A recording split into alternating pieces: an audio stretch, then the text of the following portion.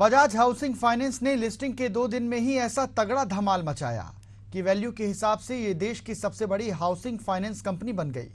Listing के दिन यानी 16 सितंबर को ये 114% प्रीमियम पर लिस्ट होकर 10% के अपर सर्किट पर चला गया और इसी के बाद ये बंद हुआ। अब आज की अगर बात करें तो ये फिर 10% के अपर सर्किट पर पहुंच गया। इस प्रकार 70 रुपए का शेयर 2 दिनों में ही 181 रुपए के लेवल तक पहुंच गया। यानी आईपीओ निवेशकों का पैसा दोगुने से अधिक हो गया। मुनाफा वसूली के चलते भाव में कुछ नरमी आई, लेकिन अब ये काफी मजबूत स्थिति में है। फिलहाल बीएसई पर ये 8.46% के उछाल के साथ 178 रुपए के भाव पर है। इसका मार्केट कैप 1.49 लाख करोड़ रुपए का है। बजाज हाउसिंग फाइनेंस के लिस्टिंग के बाद इसे पहली बार बाय रेटिंग फिलिप कैपिटल ने दी। ब्रोकरेज का मानना है कि इसके शेयर 210 रुपए के भाव तक पहुंच सकते हैं, यानी कि आईपीओ निवेशकों का पैसा 3 गुना हो सकता है। फिलिप कैपिटल के मुताबिक होम लोन सेगमेंट में 50 लाख रुपए के टिकट साइज पर इसके फोकस के चलते बजाज हाउसिंग फाइनेंस की ग्रोथ मजबूत दिखाई दे रही है। होम लोन मार्केट में इसकी हिस्सेदारी 65% है। इसका फोकस होम लोन सेक्टर पर है, लेकिन इसके लोन बुक में 8 से 10% हिस्सेदारी कंस्ट्रक्शन फाइनेंस की बने रहने की उम्मीद है। फिलिप कैपिटल का अनुमान है कि 3 साल के भीतर इसका बैलेंस शीट 2 लाख करोड़ रुपए के पार पहुंच सकता है।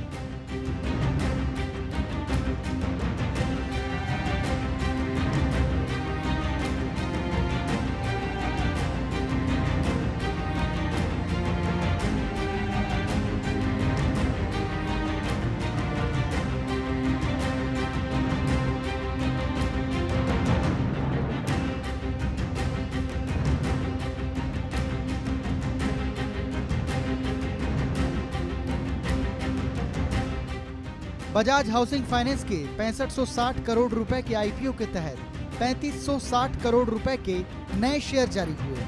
इसके अलावा 3000 करोड़ रुपए के शेयरों की पेरेंट कंपनी बजाज फाइनेंस ने ऑफर फॉर सेल विंडो के तहत बिक्री की है। कंपनी ने यह आईपीओ आरबीआई के एक नियम के चलते लाया। आरबीआई के नियम के मुताबिक अपर लेयर एनबीएफसी को 3 साल के भीतर लिस्ट होना अनिवार्य है और बजाज हाउसिंग फाइनेंस के लिए ये डेडलाइन सितंबर 2025 थी। इलेक्ट्रिक व्हीकल कंपनी ओला इलेक्ट्रिक मोबिलिटी के शेयर 2 दिवसीय ब्रोकरेज फर्मों ने बाय रेटिंग के साथ कवर करना शुरू किया है। इस खबर के चलते कंपनी के शेयर आज 17 सितंबर को शुरुआती कारोबार में 5% तक बढ़ गए। बोफा सिक्योरिटीज और गोल्डमैन सैक्स दोनों ने ओला इलेक्ट्रिक के शेयरों में शानदार रिटर्न की उम्मीद जताई। बोफा सिक्योरिटीज ने ओला इलेक्ट्रिक के शेयर को 145 रुपए का टारगेट प्राइस दिया, जो इसमें सोमवार के बंद भाव के करीब 35% तेजी की संभावना को जताता है। वहीं गोल्डमैन सैक्स ने इस शेयर को खरीदने की सलाह देते हुए 160 रुपए का टारगेट प्राइस दिया है, जिसमें निवेशकों को 50% तक संभावित बढ़त मिल सकती है। ओला इलेक्ट्रिक के शेयरों में पिछले कुछ समय से गिरावट देखने को मिली है। ये शेयर 157 रुपए के रिकॉर्ड हाई स्तर से अब 30% नीचे कारोबार कर रहा है। ऐसे में नए प्राइस टारगेट से शेयर में एक बार फिर से हलचल बढ़ सकती है। बोफा सिक्योरिटीज का कहना है कि बोफा सिक्योरिटीज के मुताबिक भारत के 2 व्हीलर सेगमेंट में इलेक्ट्रिक व्हीकल का योगदान अभी 6.5% है। इलेक्ट्रिक स्कूटर्स की कीमत अब पेट्रोल स्कूटर से कम हो गई है, जो ईवी मार्केट के लिए अहम मोड़ साबित हो सकता है। उन्होंने कहा कि ओला इलेक्ट्रिक ने इस सेगमेंट में अपनी पकड़ मजबूत की है और प्रोडक्ट पोर्टफोलियो, फंडिंग एक्सेस और ब्रांड डिस्ट्रीब्यूशन जैसे मुख्य पहलुओं को अच्छे से संभाल लिया है। ब्रोकरेज को साल 2028 तक ईवी के पेंट्रेशन रेट के 18% और 2030 तक 25% तक पहुंचने का अनुमान है।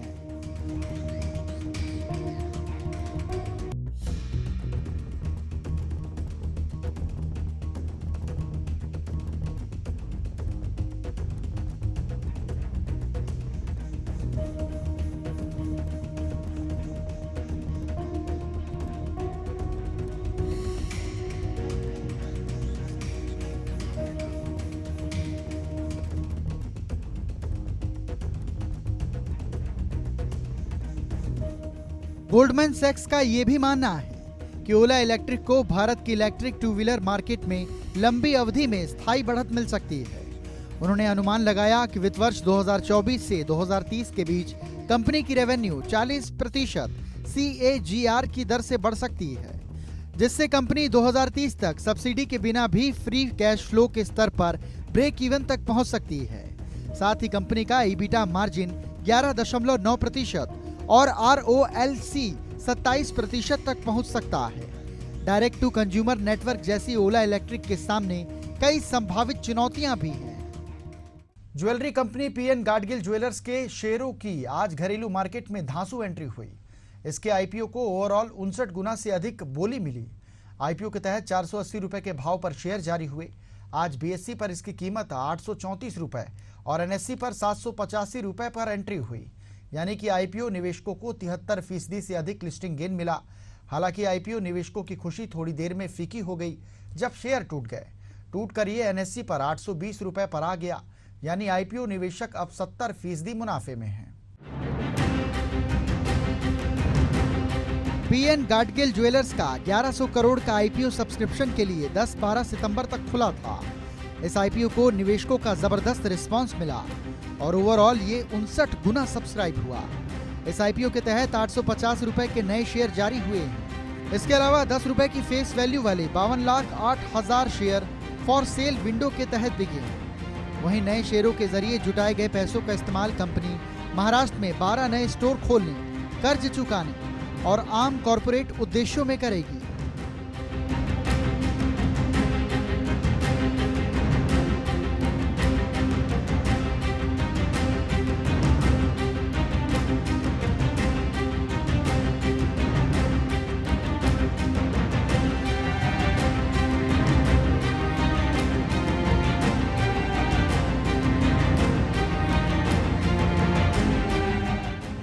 वर्ष 2013 में बनी PN Gadgil jewellers gold, silver, platinum और डायमंड ज्वेलरी की PNG ब्रांड नाम से कई प्राइस रेंज और डिजाइन में बेचती है। दिसंबर 2023 तक के आंकड़ों के मुताबिक इसके 33 स्टोर्स हैं, जिसमें से 32 स्टोर्स तो महाराष्ट्र और गोवा के 18 शहरों में हैं और एक स्टोर अमेरिका में है। इनमें से 23 स्टोर तो कंपनी के हैं और 10 स्टोर फ्रेंचाइजी के तहत है।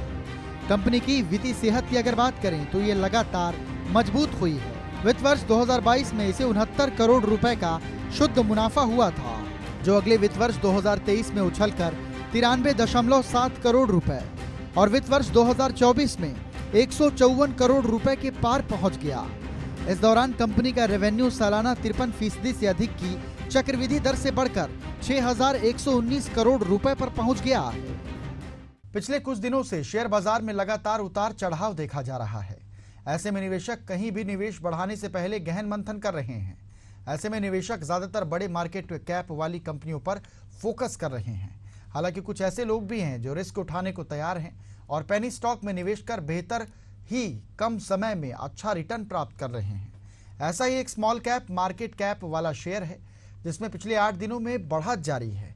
पिछले सप्ताह इसने अपने निवेशकों को 26% का रिटर्न दिया, जबकि मंगलवार को भी इसने 5% की तेजी दर्ज की।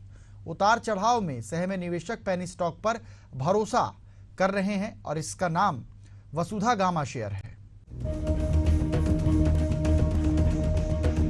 कमोडिटी सेक्टर की कंपनी वसुधा गामा एंटरप्राइजेस के शेयरों की कीमत लगातार बढ़ रही है। सोमवार को बंद 19.95 रुपए से लगभग 5% की बढ़त हासिल करते हुए मंगलवार को 20.94 रुपए के लेवल पर इंट्राडे हाई लेवल बनाकर ब्लॉक हो गए। बता दें, जब कोई स्टॉक अपर सर्किट हिट करता है तो स्टॉक की कीमत को और बढ़ने से रोकने के लिए उस स्टॉक पर ट्रेडिंग अस्थायी रूप से ब्लॉक कर दी जाती है। ऐसा इसलिए है क्योंकि स्टॉक में पहले ही रिकॉर्ड तेजी दर्ज की जा चुकी है और आगे लाभ की संभावना सीमित हो सकती है।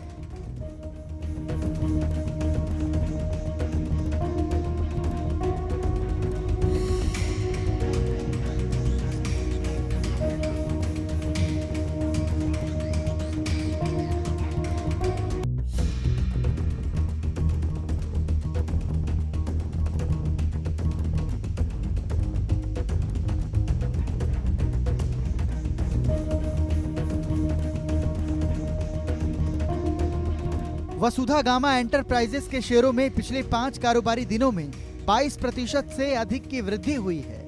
हालांकि एक महीने के दौरान 1% से अधिक की गिरावट भी दर्ज की गई। पिछले 6 महीने की अवधि में इसने अपने निवेशकों को 23% का रिटर्न दिया, जबकि 1 साल के दौरान लगभग इसने 80% का शानदार मुनाफा दिया है। इस कंपनी का मार्केट कैप 87.60 करोड़ रुपए है। बता दें, वित्त साल 2024-25 की पहली तिमाही में कंपनी ने 10.07 करोड़ रुपए का रेवेन्यू रिकॉर्ड किया था। गैस और पेट्रोलियम सेक्टर में बिजनेसमैन ऑपरेट करने वाली इंद्रप्रस्थ गैस लिमिटेड का शेयर मंगलवार के दिन तेजी के साथ कारोबार करता हुआ नजर आया। मंगलवार को इंद्रप्रस्थ गैस लिमिटेड का शेयर 6.07% की तेजी के साथ 562 रुपए के लेवल पर कारोबार कर रहा था। दरअसल ग्लोबल ब्रोकरेज फर्म यूबीएस ने इंद्रप्रस्थ गैस लिमिटेड के शेयर पर अपनी रेटिंग को अपग्रेड कर दिया है, जिसके बाद से इंद्रप्रस्थ गैस लिमिटेड के शेयर में एक तेजी देखने को मिली। ब्रोकरेज यूबीएस ने पहले इंद्रप्रस्थ गैस लिमिटेड के शेयर पर सेल की रेटिंग दी थी, जिसे अब उन्होंने अपग्रेड करके बाय की रेटिंग में बदल दिया है। साथ ही शेयर प्राइस पहले 400 रुपए हुआ करता था, उसे भी बदल करके 700 रुपए कर दिया गया है। सोमवार को इंद्रप्रस्थ गैस लिमिटेड का शेयर 529 रुपए के लेवल पर क्लोज हुआ। ब्रोकरेज यूबीएस के द्वारा इस शेयर पर 700 रुपए का टारगेट प्राइस दिया गया। इन दोनों की तुलना करें तो इस शेयर में 32% की तेजी की संभावना है। ग्लोबल ब्रोकरेज यूबीएस मेंशन करते हुए कहता है कि इंद्रप्रस्थ गैस लिमिटेड की वॉल्यूम ग्रोथ ट्रांजैक्टरी में इंप्रूवमेंट की उम्मीद कर रही है। फाइनेंशियल ईयर 2024 में 7.4% का ईयर ऑन ईयर का बढ़ोतरी और फाइनेंशियल ईयर 2024 और 27 के बीच में 8.2% की CAGR की उम्मीद कर रहे हैं।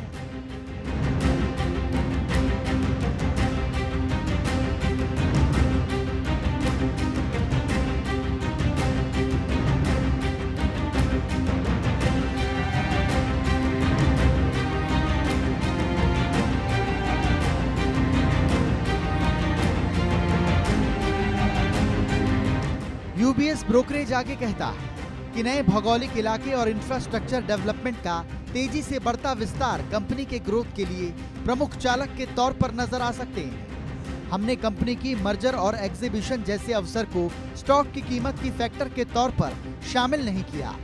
यूबीएस ब्रोकरेज ने इंद्रप्रस्थ गैस लिमिटेड के अलावा महानगर गैस लिमिटेड के शेयर पर भी अपनी खरीदारी रेटिंग जारी करते हुए 1600 रुपए के टारगेट प्राइस को बढ़ाकर 2400 रुपए कर दिया।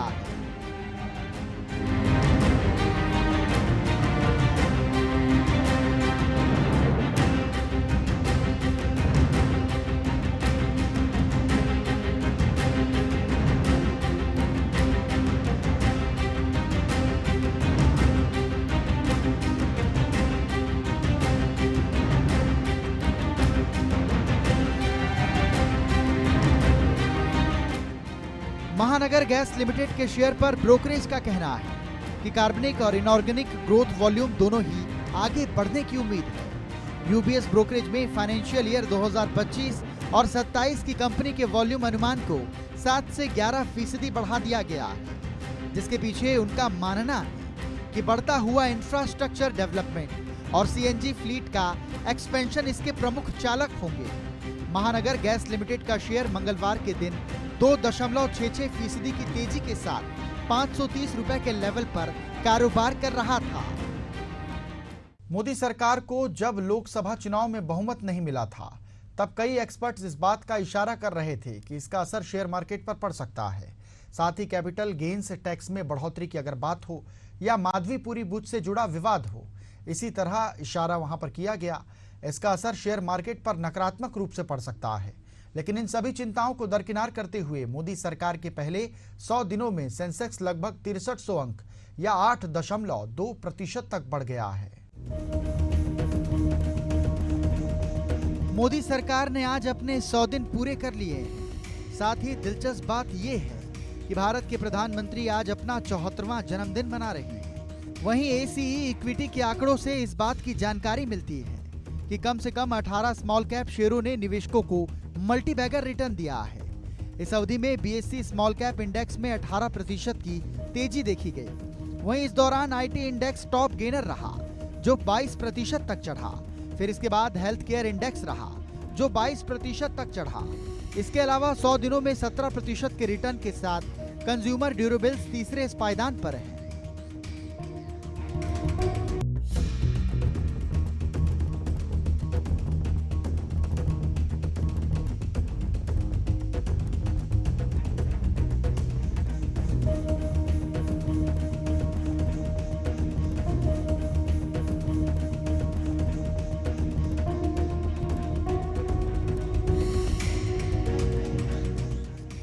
मार्केट डेटा से मालूम पड़ता है कि मोदी सरकार के पहले 100 दिनों में बीएसई स्मॉल कैप इंडेक्स में कम से कम 18 शेयरों ने निवेशकों को मल्टी बैगर रिटर्न दिया।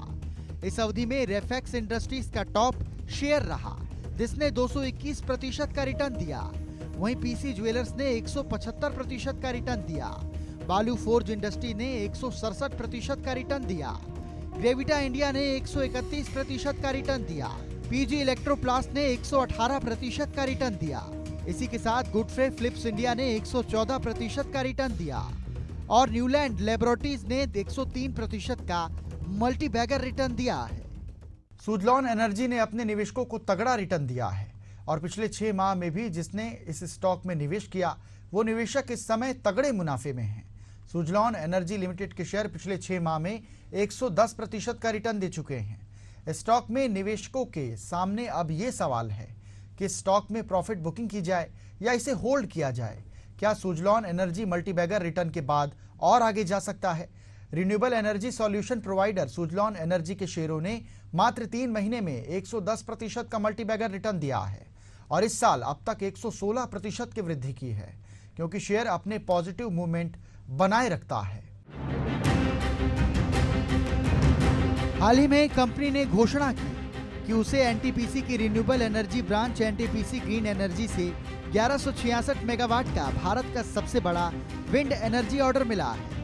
इस ऑर्डर के लिए सुजलॉन को 370S144 WTG इंस्टॉल करने होंगे, जिसमें प्रत्येक की रेटेड क्षमता 3.15 मेगावाट होगी, जो 3 मिलियन घरों को बिजली देगा। शेयर अपने ऑल टाइम हाई के करीब कारोबार कर रहा है और इसकी गति निरंतर बनी हुई है। निवेशकों को शेयर की भविष्य की संभावनाओं को लेकर दुविधा का सामना करना पड़ सकता है।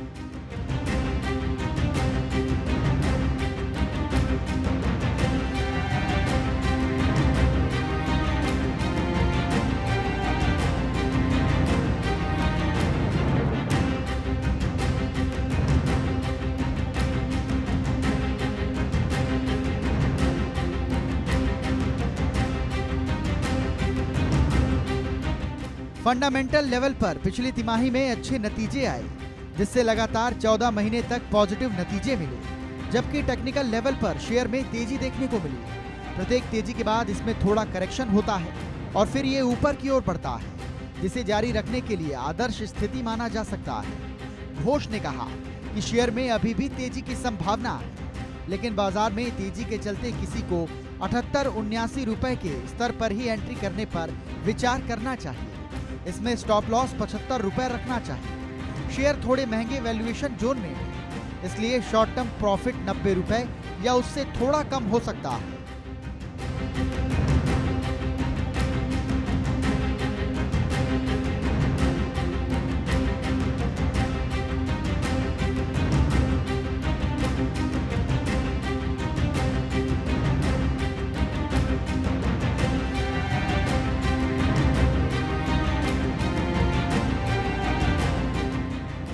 Global brokerage firm Morgan Stanley ने कंपनी के एनटीपीसी ऑर्डर मिलने के बाद 73 रुपए के लक्ष्य मूल्य के साथ स्टॉक पर अपनी ओवरवेट रेटिंग दिखाई। सुजलॉन को लंबे समय के बाद पीएसयू ऑर्डर मिला। पहले इसकी नकारात्मक नेटवर्थ इसके बिड करने पर रोक लगा दी थी। ग्लोबल ब्रोकरेज फर्म के अनुसार ये बड़ा कॉन्ट्रैक्ट सुजलॉन एनर्जी के लिए फाइनेंशियल ईयर 2026-27 के लिए अर्निंग सिनेरियो में सुधार करेगा।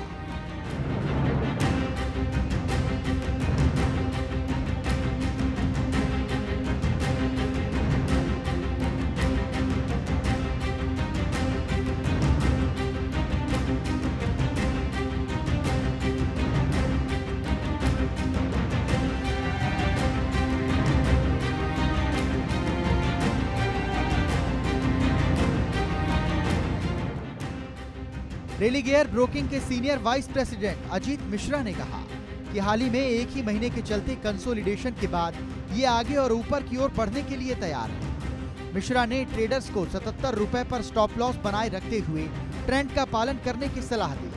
साथ ही 94 से 100 रुपए के अपसाइड टारगेट को भी ध्यान में रखा है। इसके अलावा सुजलॉन एनर्जी ने पुणे में अपने प्राइस रियल एस्टेट को अगले 5 साल के लिए 440 करोड़ रुपए में बेचने और लीज पर देने के लिए एक समझौता किया है। इस अपडेट के बाद घरेलू ब्रोकरेज फर्म ICICI सिक्योरिटीज ने स्टॉक के लिए अपने टारगेट प्राइस को 70 रुपए से बढ़ाकर 80 रुपए कर दिया, जो अब अचीव भी हो चुका है।